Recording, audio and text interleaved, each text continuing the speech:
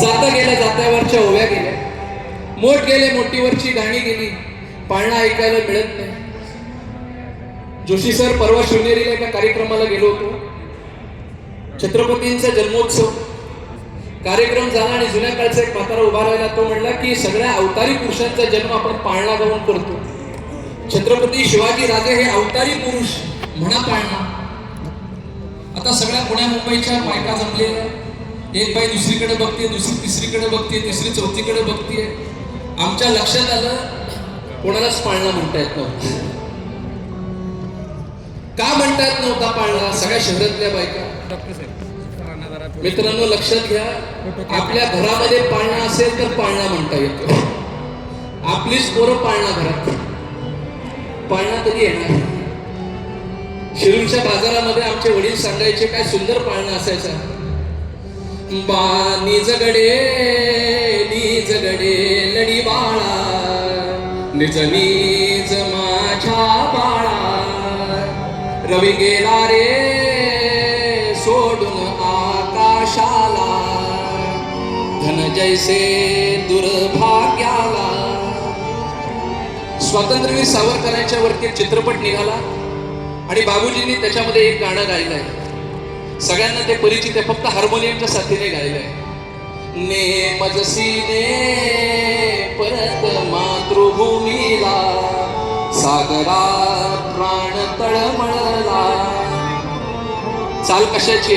बा निजगडे निजगडे लढीवाळा, निज निज माझ्या बाळा.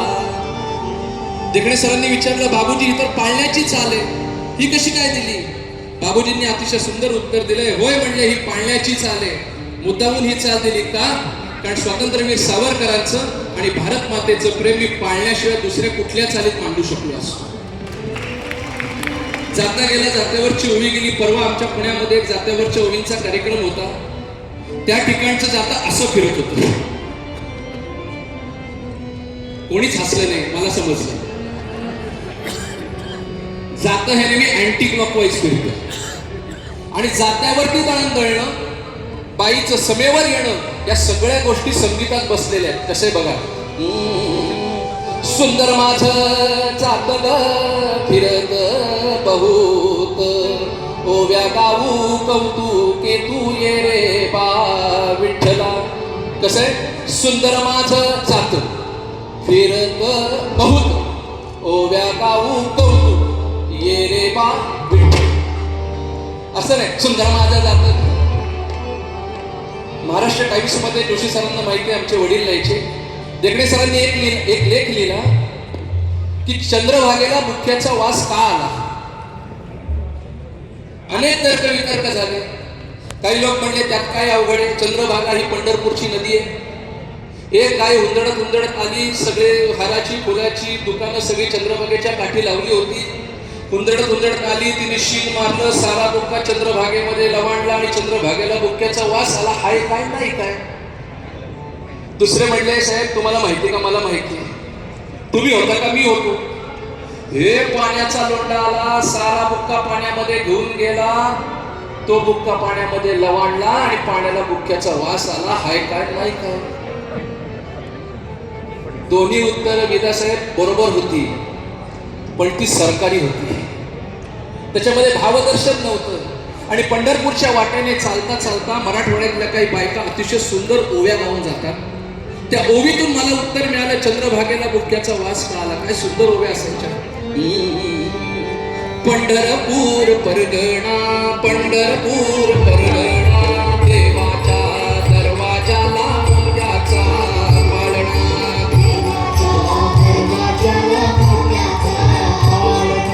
देवाच्या दरवाजाला मोत्याचा पाळणा.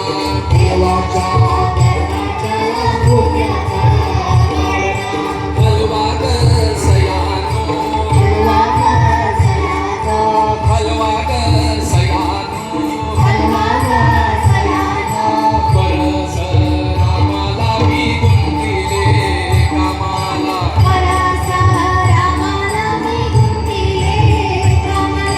पंढरपूरच्या शिववरी, पंढरपूरच्या शिववरी,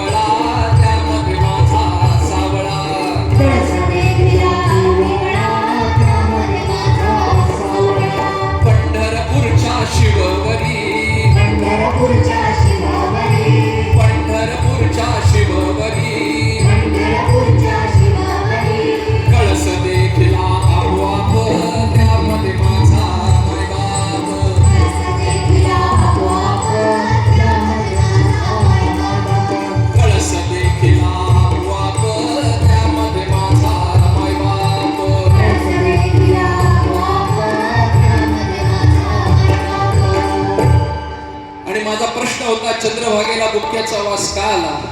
काय सुंदर उत्तर देऊन गेले ते.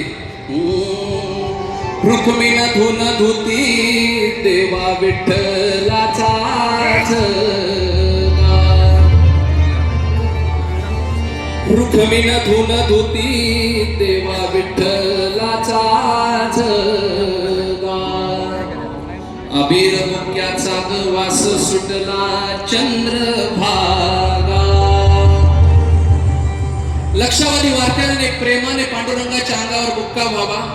बुक्क्याने माखलेला अंगरखा चंद्रभागेमध्ये रुक्मिणीने धुवायला आणावा. तो अंगरखा चंद्रभागेमध्ये बुडवावा आणि चंद्रभागेला बुक्क्याचा वास यावा. साहित्यामध्ये ज्ञानदर्शने, साहित्यामध्ये विज्ञान दर्शने, पण ज्ञानदर्शन आणि विज्ञान दर्शन यांच्याही माथ्यावरती पाय देऊन जे उभं आहे ना, ते भाव दर्शन हे भारुडातून आपल्याला पाहायला मिळते. वैष्णवांची मांडी आली आहे. हा वैष्णवांचा मेळा कपाळ्यावर गोपीचंदनाचा टिळा आहे. मनामध्ये शुद्ध सात्विक भाव आहे आणि आनंद तेथीचा मुकया शिवाचा भैरे ऐकती कानी रे. आंधळ्याशी डोळे पांगुळ्याशी पाय तुका म्हणे वृत्त होती तरणे रे. नाचत नाचत जाई रे पंढरी विठ्ठल रखुमाई पाहू रे. वारी म्हणजे ज्ञानभूमीची सुरुवात, प्रेमपीठाची समाप्ती आणि योगपीठाची वाटचाल म्हणजे पंढरपूरची वारी आहे. आज